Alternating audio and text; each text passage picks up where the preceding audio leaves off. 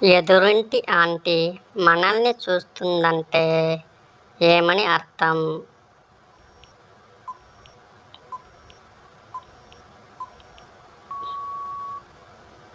ఆంటీకి దాహం వేస్తుందని అర్థం.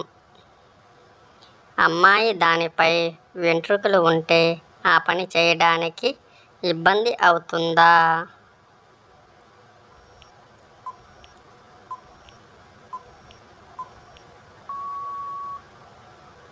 అవును, ఇబ్బందిగా ఉంటుంది. ఒకసారి కూడా ఆ పని చేయని అమ్మాయిలది ఎలా ఉంటుంది?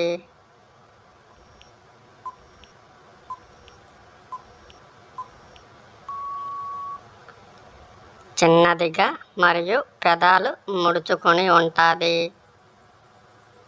ఆ పని ఎక్కువ సమయం చేయాలంటే ఏం చేయాలి?